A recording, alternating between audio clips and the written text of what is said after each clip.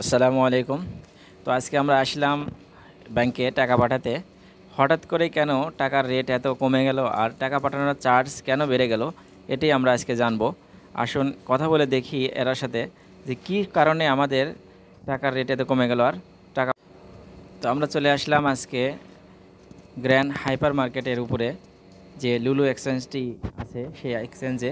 তো আমরা দেখব আজকে, আপনাদের সাথে কথা বলে দেখাবো যে কেন আমাদের এরকম হচ্ছে, যে টাকার রেট দিন দিন কমে যাচ্ছে আর টাকা পাঠানোর রেটটি আর টাকা পাঠানোর চার্জটি কেন এত বেড়ে গেল।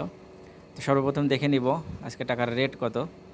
তো আমরা দেখতে পাচ্ছি বাংলাদেশের টাকার রেট এখানে যে পয়েন্ট দেওয়া আছে, তো আমরা অনেক কমে গেছে রেট পয়েন্টের হিসেবে।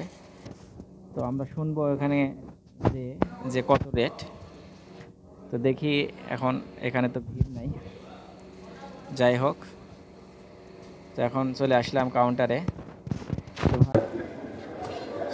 सलाम वालेकुम। बांग्लादेश का रेट कितना है?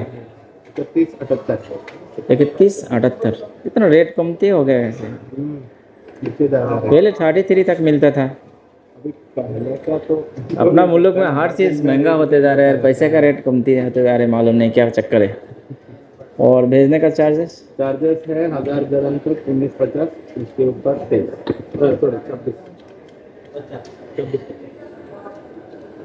पहले 15 दिरहम था, वो भी ज़्यादा हो गया। ये क्या गवर्नमेंट का तरफ से बनाया क्या? पूरा यूज में एक्सचेंज का बढ़ गया।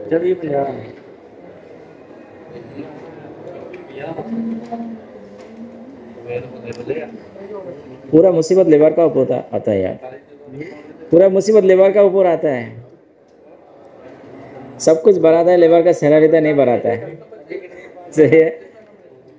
अपना मुल्क का पैसा भी कमती हो रहा है, सामान भी सब कुछ महंगा है।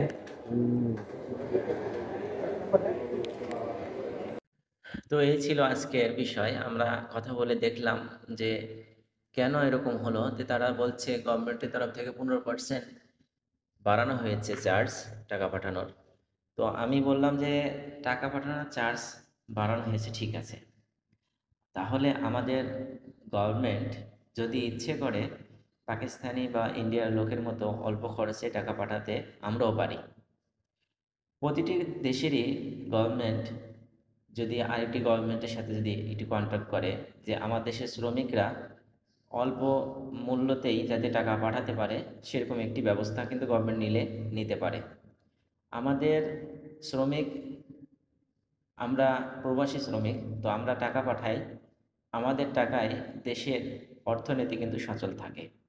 কিন্তু আমাদের সরকার কখনোই প্রবাসীদেরকে নিয়ে ভালো কিছু উদ্যোগ তিনি করেননি।